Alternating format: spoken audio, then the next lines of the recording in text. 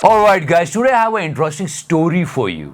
Yeah. एक juice बेचने वाला, चाय बेचने वाला नहीं, चाय खैर, एक जूस बेचने वाला 20,000 करोड़ का टर्नओवर लेता है और 200 करोड़ की शादी करते हुए पकड़ में आ जाता है। गया। Yes, it happened actually. And the sad part is, it's a story of a juice seller. Juice, not tea seller. So don't get inspired. लोग आजकल कहीं से भी इंस्पायर हो जाते हैं। इसने फ्रॉड किया था। ये दुबई में बैठ के भारतीय सरकार को चूना लगा रहा था। आइए इस पर बात करते हैं। बस उसकी शादी में पकड़ में आ गया भाई। इस शादी में 200 करोड़ रुपए से ज्यादा, दुबई में शादी की जिसमें 200 करोड़ रुपए से ज्यादा, शादी में पानी की तरह 200 करोड़ रुपए से अधिक, 200 करोड़ रुपए नकद खर्च किए। Let's try to understand the journey of this boy.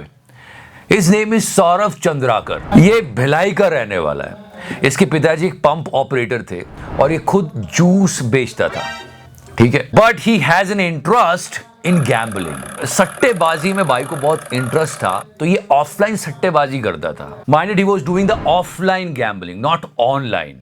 अरे साला सुबह हो गई। ये एक बिलो एवरेज लाइफ जी रहा था, तब इसको एक आइडिया आया। और ये आइडिया कब आया होगा? जब वो घर में खाली बैठा था।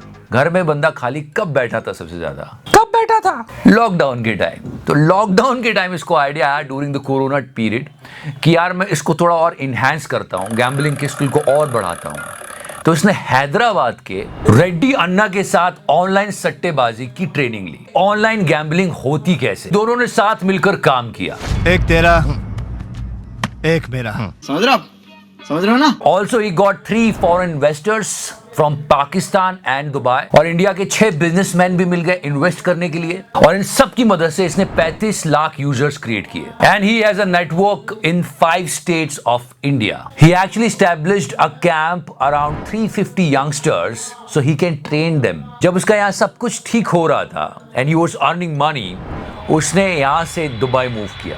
In Dubai he launched a new app. कहा जाता है कि ये ऐप इसने कनाडा के किसी अपने दोस्त से बनाया था। साथ ही इसने अपने 2 और दोस्तों को इंक्लूड किया, रवि उप्पल and Raja Bhaiya, and they helped him to grow his business more. इन पर छोटे मोटे केस तो होते रहते थे, लेकिन सबसे ज्यादा नजर गई जब इन्होंने 200 करोड़ की शादी की। इस शादी के लिए इन्होंने मुंबई की इवेंट मैनेजमेंट कंपनी को हायर किया, Sarvan event private limited, and they gave them 112 crore rupees. इसमें करीब 15 बॉलीवुड के एक्टर्स थे और रैक होटल्स को इन्होंने करीब 42 करोड़ रुपए दिए। And after the investigation people got to know it was a turnover of 20,000 crore rupees.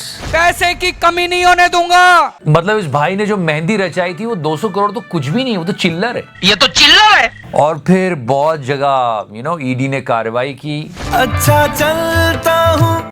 ED की इंक्वायरी शुरू हो चुकी है। 5,000 करोड़ का घोटाला तो सामने समझ में आ गया है।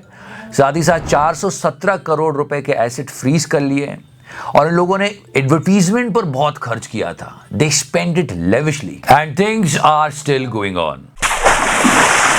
So this is the entire story, guys. The investigation is still going on, but the most important thing is, कुछ लोग इससे इंस्पायर्ड हो रहे, कमेंट करते कि क्या कर गए भाई साहब आप, वो क्या बढ़िया, आपकी क्या जंप थी। इंस्पायर होने वाली बात नहीं है। ये फुद्दू एक फ्रॉड कर रहा था और फंस गया बुरी तरह से। मतलब ये सब हर चीज को सिनेमा बना लेते, इसलिए तो कहते हैं जब तक हिंदुस्तान में सिनेमा है लोग चूतिया बनते रहेंगे। And let me tell you one more time, ये जूस बेचता था, चाय नहीं बेचता था।